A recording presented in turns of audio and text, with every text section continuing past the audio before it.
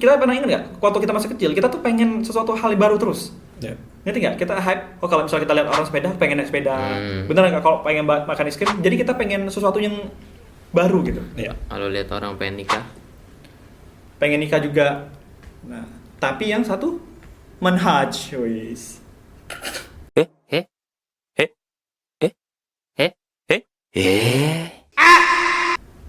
Antum mana apa? Antum mas apa?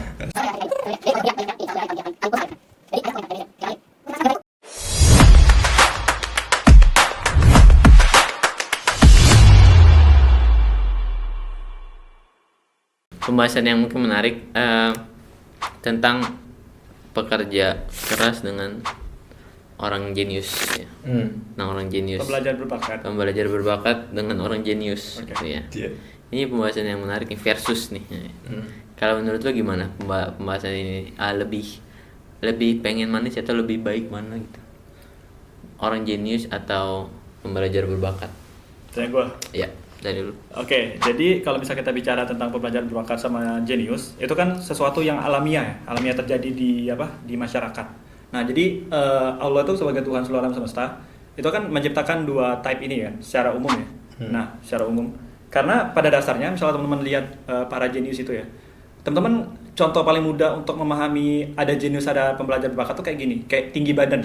Nah, Oke. jadi ada satu masyarakat kan, masyarakat itu tinggi rata-rata 150. Nah, tiba-tiba ada yang 100, tiba-tiba ada yang 190. Nah, ternyata waktu itu ada permasalahan nih. Tapi bagi masyarakat yang 150 tadi lihat 150 itu kan aneh pasti kan? Ya. Karena dia bisa 150 gitu.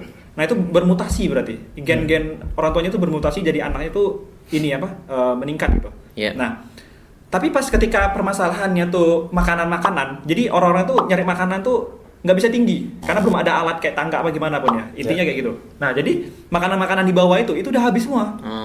Nah, ada makanan yang di atas. Iya. Nah, 150 tadi baru tuh bisa ngambil ini dan memberikan kepada teman-teman yang lain gitu. Nah, jadi melihat Pak jenius itu kayak gitu. Nah, cuma jenius ini itu udah banyak di masyarakat seharusnya. Cuman nggak di manage dengan baik gitu. Jadi Allah itu, jadi jenius itu udah dari lahir, kayak gift dari lahir gitu. Yang kalau dia pengen maksimalin itu makin overpower. Kalau dia nggak maksimalin itu pun itu juga udah keren, udah luar biasa banget gitu. Ya. Nah, jadi tanpa diasah pun itu udah bagus banget gitu. Nah, cuman kalau kita bicara tentang talent learner, pembelajar berbakat ini itu butuh kerja keras yang amat luar biasa untuk bisa capai di level para jenius tadi. Nah, kalau pembelajar berbakat tadi untuk mencapai suatu titik, suatu goals, teman-teman. Nah, dia butuh step by step yang secara sistematis. Alurnya tuh jelas gitu. Yeah. Sistematis untuk mencapai ini aku harus ngelakuin ini sampai itu bisa tercapai. Nah, jadi secara logika, secara sistematis itu bisa digambarkan secara jelas, divisualisasikan dengan jelas gitu. Untuk mencapai titik itu gitu. Misalnya dia pengen jadi pemain bola nomor 1 gitu. Yeah. Nah, untuk step by step menjadi pemain bola nomor 1 itu harus ada sistemnya gitu untuk bisa sampai titik itu gitu. Yeah. Nah, cuman yang kita ketahui di masyarakat terkait evolusi masyarakat. Maksud evolusi masyarakatnya apa gitu. Nah, sebenarnya pembelajar berbakat dengan jenius itu satu rank mereka. Jadi mereka tuh Satu tingkatan. Iya, saling berrelasi gitu. Berrelasi gitu. Maksudnya apa? Jadi, evolusi masyarakat tadi itu butuh dua tipe ini untuk bisa berevolusi. Contoh, dulu ketika kita bicara tentang mobil, itu kan sangat aneh sekali ya. Yeah. Bener nggak ada mobil? Nggak usah mobil. Kayak smartphone sekarang gitu. Kalau kita kembali ke masa lalu dan kita bawa smartphone, kita dibilang dewa gitu. Bener nggak? Yeah. Nah, tapi adanya smartphone, teman-teman harus paham kenapa ada smartphone gitu. Karena smartphone tadi itu karena ada orang jenius bertemu dengan pembelajar berbakat. Pembelajar berbakat tadi mempelajari para jenius ini. Gitu untuk mencapai satu tujuan yang sama. Ada handphone terjadi ada handphone, terjadi banyak teknologi yang kita gunakan saat ini gitu. Yeah. Banyak penemuan yang terjadi saat ini gitu. Itu karena jenius tadi, orang pembelajar berbakat tadi menemukan para jenius. Orang para pembelajar berbakat menemukan jenius. Iya, menemukan jenius. Dan mereka saling berkorelasi tadi, saling berelasi gitu. Supaya jadi berkembang. Pembelajar berbakat itu kan berkembang karena logika, karena sistematis kan. Nah, jenius ini dikasih pressure, itu dia berkembang. Nah, karena semakin pembelajar berbakat ini mempelajari jenius, dia kan ada satu level. Ada pressure. Nah, jenius ini Jenius. ngelihat pembelajar berbakat kok dia bisa satu level sama gua gitu. Nah, dia berkembang. Para pembelajar berbakat ini belajar jenius lagi, berkembang lagi. Itulah evolusi masyarakat. Makanya ada rumah-rumahnya anti gempa sekarang gitu kan. Rumah-rumahnya bisa bagus lah gitu kayak perumahan-perumahan saat ini gitu. Nah, terus ada kayak kendaraan listrik segala macam. Itu terjadi karena relasi yang dua tadi gitu. Pembelajar berbakat, mutualisme gitu. Jadi mereka saling menguntungkan pada dasarnya. Cuman ya jangan sampai yang kita perlu pahamin, kalau kita pembelajar berbakat, kita harus pahami diri kita sendiri. Jangan sampai kita pembelajar berbakat ngelawan di ranah para jenius. Berkompetensi di ranah para jenius. Jangan. Kita harus berkompetensi di ranah kita sendiri. Gitu. Jadi jangan sampai metode jenius ini kita pakai sebagai pembelajar berbakat. Salah. Jenius juga jangan pakai metode pembelajar berbakat. Nggak nyambung. Jadi harus paham dirinya sendiri gitu. Gitu kalau menurut aku teh. Begitu Kang. Jadi orang Oke. Akang Sunda dia tiba-tiba. ujungnya ya. Iya, tiba-tiba teh. Itu teh. Kalau menurut lu Bang, tapi pertanyaannya agak beda nih. Kalau menurut lu lebih pengen jadi pembelajar berbakat atau orang jenius? Gue ya. Berbakat sih. Maksudnya pembelajar. Kenapa? Karena gitu gue sekarang ngerasa gue pembelajar bukan orang jenius gitu. Okay. Kayak gue senang aja gitu. Enggak tahu gitu. Senang aja. Jadi pembelajar tuh kayak apa ya? Kayak kita tuh ada challenge gitu loh. Gak tahu kalau misalnya teman-teman cek ya di mana-mana atau di serial, salah satu serial terkenal itu kan Saitama ya. Saitama itu One Punch Man. One Punch Man itu kayak bosan dia. Oh, nggak ada hal baru ya? Nggak ada, ya dia udah sampai atas. Iya, udah level atas gitu. Dia kayak belajar dikit aja udah bisa gitu kayak gitu sih. Nah, gue nemuin orang-orang kayak gitu juga sih. Maksudnya kayak dia nggak belajar atau dia malas gitu ya main game, tapi selalu dapat rank tinggi gitu. Itu kan kayak easy. Kayak nggak ada. Iya, kalau menurut gue sih gitu. Nggak ada challenge. Nggak ada challenge. Nggak ada pressure. Nggak ada challenge sih kayak. Iya sih, karena pembelajar berbakat tuh dia akan ketika kita ada di posisi misalnya di lantai 1, terus kita naik tangga itu akan ada sesuatu yang kita rasakan gitu ya, dibanding orang yang emang udah di atas aja gitu, tiba-tiba di atas gitu, nggak ngapa-ngapain di atasnya. Tapi orang itu tadi yang disampaikan Bro tadi, pokoknya orang itu jadi pacuan masuknya untuk kita bisa berkembang. Adaptasi untuk bisa lebih tinggi gitu. Betul. Jadi seolah-olah kayak Allah tuh udah nyediain para jenius tadi supaya masyarakat jadi berkembang. Jadi Allah tuh milih para jenius supaya ada orang pembelajar berbakat tadi mempelajari jenius supaya berkembang masyarakatnya gitu. Iya benar. Kayak metode dakwah saat ini kan? Iya. Dan itu kan terus berkembang kan.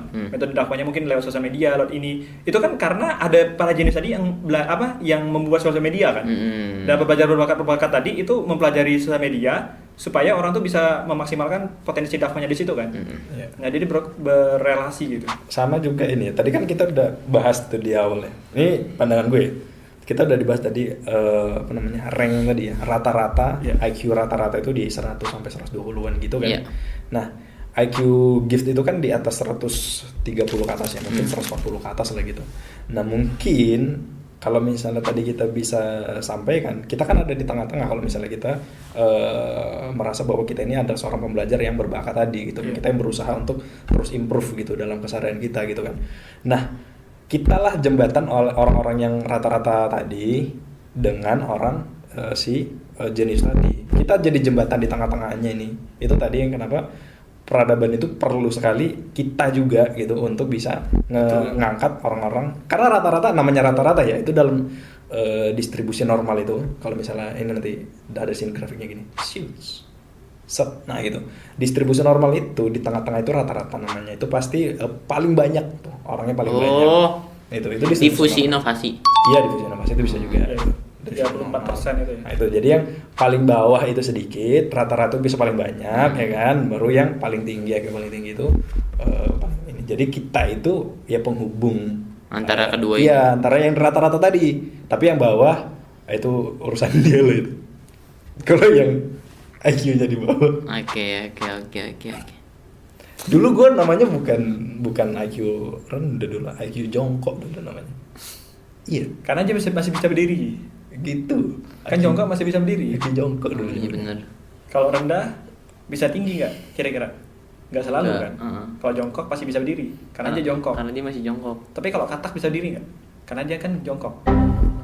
Katak bisa berdiri. Katak bijur. Kataku sih kita lanjut aja. Gue pernah dengar kata-kata, cuman gue tentang pembelajar berbakat ya. Katanya tuh pembelajar berbakat kan artinya dia dari bawah bisa ke atas gitu kan, belajar terus, maksudnya meningkat terus gitu. Nah ini tuh gue jadi kepikiran kayak ada suatu privilege yang dipunyai orang miskin gitu. Orang miskin tuh punya privilege gitu. Katanya kan orang miskin ya nggak punya apa-apa, katanya nggak punya privilege gitu. Tapi orang miskin tuh sebenarnya punya privilege. Privilege-nya itu adalah, nah ini gue lupa privilege-nya apa ya? Iya, itu sebenarnya kalau menurut gue ya, kalimat-kalimat seperti ini tuh keindahan sudut pandang menurut gue. Keindahan sudut pandang itu emang banyak sekali ya. Kita tuh dalam memandang sesuatu itu akan menemukan banyak angle gitu sih. Akan menemukan banyak sudut pandang yang ngebuat sesuatu itu menjadi terasa indah gitu. Salah satunya itu. Kenapa dia bilang miskin itu punya privilege karena dengan kondisi itu yang tadi kita bisa korelasikan juga dengan statement tadi bahwa dia punya kepala tuh dipaksa untuk mikir gimana gue mau hidup, gimana gue mau bertahan, gimana gue mau berkembang untuk maju. Gue mau gini-gini aja, miskin terus gitu. Otaknya dipaksa. Jadi dengan ya seolah-olah miskin itu adalah privilege, karena miskin itu dia bisa mau nggak mau dia akan mempressure kepalanya untuk berpikir lebih jauh kalau dia nggak mau ngerasain hal yang sama terus. Betul. Ya outputnya yang tadi jadi otaknya terbiasa untuk berpikir, untuk bekerja keras, untuk adaptasi, untuk maju ya jadi. Itu bagi orang-orang yang punya sudut pandang bahwa keadaan susah atau itu bisa menjadi indah, bisa menjadi privilege. Itu sedikit kayaknya orang yang bisa mempunyai sudut pandang itu ya. Kayak gitu. Karena nggak semua orang bisa menerima. Iya, nggak semua kan.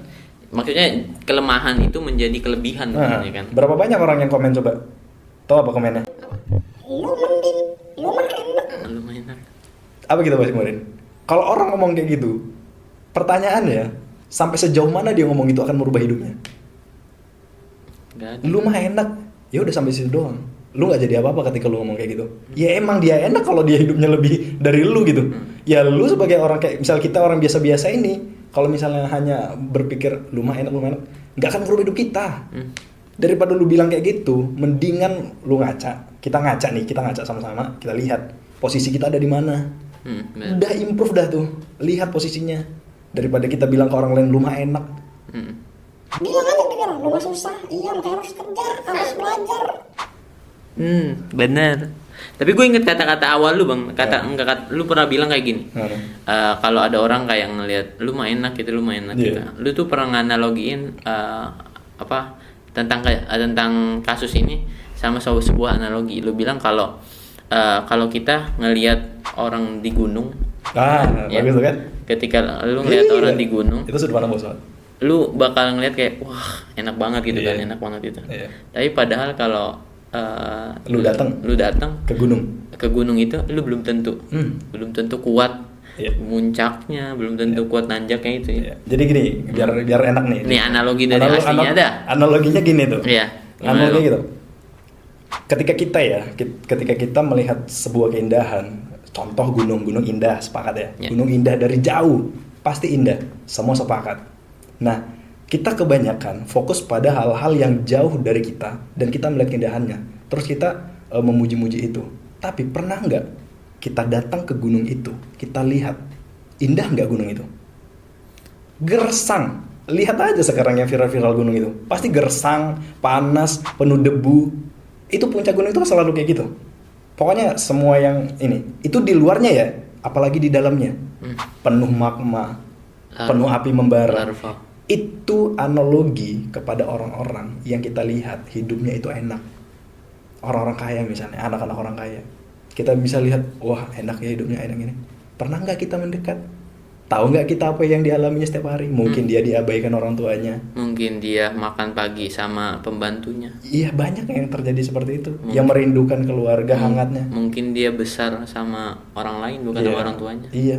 Nah itu, jadi itu tadi aku bilang, maksudnya ketika kita melihat sesuatu keindahan itu ya udah nggak usah ngelihat yang lain dulu, kita ngelihat ke diri kita aja gitu. Ya sekarang kan semuanya tuh bicara tentang kesiapan ya, siap apa enggak kita gitu kan. Karena kalau kita bicara siapa apa enggak, berarti kita bicara tentang requirement gitu. Maksudnya requirement jadi seorang yang kaya itu seperti apa? Kenapa kita pun miskin gitu? Jadi ketika kita bertanya-tanya itu, kita membuat diri kita tuh dua respon. Kita tuh pengen berkembang atau tetap seperti ini gitu. Nah, karena kan tadi kalau kita bicara tentang orang miskin, ya kita bicara tentang dia ketakutan gitu. Dia takut kalau nggak makan, dia takut ini. Berarti dia takut atas kemiskinannya gitu kan. Supaya dia berkembang gitu, pressure tadi. Dan orang kaya, dia takut jadi miskin. Nah, makanya dia terus bekerja gitu. Nah, walaupun tadi kalau kita bicara tentang daya tampung tadi ya, daya tampung otak tadi, orang kaya tadi mungkin daya tampungnya sekian gitu. Dia mungkin bisa mencapai sesuatu hal itu dengan instan gitu, misalnya bagi teman-teman. Karena bagi teman-teman nganggapnya itu kita bukan di level itu. Karena kalau misalnya kita di level dia, kita anggap itu biasa aja. Tapi bagi kita yang di bawah tadi itu instan. Nah, karena proses kita tuh sekecil itu gitu. Relatif gitu. Jadi relatif itu, semuanya tuh relatif gitu. Yang penting sih kita bukan bicara tentang kita tuh ada di start di mana gitu. Kita bukan bicara tentang itu. Tapi kita bicara tentang finishnya. Finishnya kita di mana sih gitu. Kita nggak bicara tentang start, tapi kita bicara tentang akhir kita tuh di mana. Kita pengen seperti apa akhir kita gitu. Nah, jadi ketika kita udah tua ya, udah tua atau di ya waktu-waktu kita udah tua, kita lihat di kaca kita. Nggak ada hal yang kita sesali lagi gitu. Gua bangga jadi Ari Alamsa misalnya. Gua bangga jadi Banjai, gua bangga jadi Kevin gitu. Gitu. Dan gua bangga jadi wakil SG Group. Bukan itu ya. Nah, gitu. Jadi teman-teman, makanya Allah tuh nggak pernah nilai orang tuh dari awal kan. Tapi kita nilai dari akhir. Mungkin hari ini kita bicara tentang wah dia punya ini gitu. Ya udah, kita tinggal usaha. Kira-kira dengan kita kepunyaan itu apa yang bisa kita maksimalkan itu dengan itu gitu. Nah, kalau kita pengen Kenapa ya orang kaya itu ada harta tapi nggak mau bersedekah? Kenapa nggak buat ini, buat itu? ya udah lu berusaha untuk jadi orang kaya dan lu ngelakuin itu. Sesimpel itu sebenarnya. Mau nggak kita mau atau tidak untuk berjuang tadi gitu. Itu sama dengan ini apa namanya? Dengan teori stoicism itu atau stoikism. Ya gitu kan. Maksudnya sudut pandang bahwa hal-hal di luar kita nggak bisa kontrol. Kontrol aja apa yang ada dalam diri kita gitu. Itu yang kita dari tadi bahas gitu. Maksudnya ketika kita ngelihat sesuatu yang tadi privilege, miskin privilege, atau tadi ketika kita ngelihat orang kaya itu kenapa nggak mau ini bla bla bla bla bla itu, kita nggak bisa kan ngatur dunia luar, tapi kita bisa ngatur dunia dalam. Maka lakukan yang terbaik yang bisa kita lakukan, maksimalkan itu, dan ya tadi jadilah orang yang memang yang sesuai dengan keinginan kita. Tadi kalau kata Bang Alam bukan tentang kita start di mana, tapi tentang finish kita tuh sampai mana. Itu gue keinget sebuah kalimat Arab yang menyebutkan kalau innamal amru min khawatimiha. Sesungguhnya segala perkara itu dilihat dari akhirnya. Ya kan? Allah tuh ngelihat akhirnya, ujungnya gitu. Mau lu di awal bagus gitu, tapi di akhir tiba-tiba ngetrol. Ya dilihat yang ngetrolnya itu ya, bukan di awalnya gitu. Tapi boleh nggak gue kasih pendapat? Boleh dong. Kalau tapi gini ya, kalau misalnya udah ranahnya penilaian Allah itu biar Allah aja menilai. Biar Allah menilai. Nanti takutnya nanti ada yang berasumsi. Oh kalau gitu ya udah selama prosesnya gue ngetrol aja. Iya kan toh juga ujungnya yang dinilai. Nah jangan sampai kayak gitu. Karena apa? Karena ujungnya tadi kan gak ada yang tahu. Ujungnya tuh gak ada yang tahu. Ini sama pembahasan kita di awal itu kan. Ujung kita gak ada yang tahu. Jadi lakukan setiap harinya itu yang terbaik yang bisa kita lakuin. Karena kita gak tahu ujungnya. Ya, karena kita gak punya otoritas atas waktu. Tiba-tiba ngetrol lu. Tiba-tiba lagi ngetrol. Ngeok baru dah tuh. Hati-hati bahaya. Oke, berarti ini udah selesai pembahasan kita. Gimana cara kita melihat dari mana startnya, tapi akhirnya gitu. Akhirnya tuh kita tuh mau jadi seperti apa. Kita emang nggak tahu kita lahirnya gimana, tapi kita bisa menentukan kita tuh akan mati seperti apa gitu. Maksudnya kita akan mati sebagai apa gitu. Kalau kita lahir kita nggak tahu, kita bisa jadi orang kaya, nggak bisa milih lah ya. IQ berapa, kita jadi orang tinggi atau pendek itu kita nggak bisa milih. Tapi kita bisa milih akhirnya tuh kita seperti apa gitu. Betul. Ya kan, kita misalnya lahir miskin tapi kita bisa milih mati untuk menjadi kaya gitu, mati kita kaya gitu. Dan itu bisa dibangun dengan step by stepnya tuh ada gitu. Kalau lu mau mati sebagai orang kaya, ya udah lu bangun stepnya. Betul. Seperti itu ya. Iya. Oke, ada satu lagi tuh. Apa tuh? Jadi Ustadz Umar Mita tuh pernah bilang, ini indah banget. Gimana? kata-katanya. Jadi Ustadz Umar Mita tuh bilang kayak tadi, kalau kita misal bertanya-tanya semua hal yang Allah kasih ke kita, kenapa kita miskin, kenapa kita ini, kenapa kita tinggal di Indonesia, kenapa kita laki-laki, kenapa kita bukan perempuan, gini segala macam ya. Semua hal itu disediakan sama Allah, diberikan kepada Allah kepada kita semua, itu karena Allah itu dari semua hal ya. Itu yang aku ingat tuh cuma satu dari Usama bin Mita. Itu Usama bin Mita bilang, Allah tuh cuma satu, percaya sama kita. Allah tuh percaya sama kita. Jadi ketika kita meragukan diri kita sendiri, ingat kalau Allah tuh percaya sama kita. Kenapa Allah berikan kita di sini, tinggal di WNI? Kan ada istilah yang bilang orang, udah lah hidup sekali, kok tinggal di WNI, jadi WNI gitu kan, jadi WNI gitu kan. Nah, ingat teman-teman. Jadi kita harus optimis karena Allah percaya sama kita gitu. Karena Allah mungkin ada peran kita di sini untuk bisa mengubah jadi lebih baik gitu. Yap. Gitu. Jadi untuk bisa mengubah sesuatu hal yang lebih besar, kita coba untuk hal-hal yang lebih kecil dulu, mulai dari diri kita. Kecil dari kita. Oke. Tambahan malu, Bang Askaf? Ya udah itu aja sih tadi. Yang penting pembahasan kita kan tadi awalnya soal IQ. Soal IQ. Iya kan, soal IQ dan lain-lain itu mau gue mau di luar sana banyak orang yang bilang IQ berapapun itu, ya gue sendiri, kalau gue sendiri ya, gue gak peduli. Yang penting lakukan yang terbaik. Kalau memang IQ lo tinggi, semua IQ lo tinggi, lakukan yang terbaik, jadi orang bermanfaat. Gunakan IQ lo yang tinggi itu untuk bisa kasih dampak yang baik, dan itu keren banget. Oke. Daripada lu ngaku IQ lu tinggi, lebih baik lu ngasih aksi kalau IQ lu tinggi dan ngasih manfaat bagi orang lain. Daripada cuman bilang IQ gue tinggi tapi gue ngasih manfaat buat orang lain. Begitu ya? Waduh, mantap kali. Oke guys, terima kasih guys teman-teman.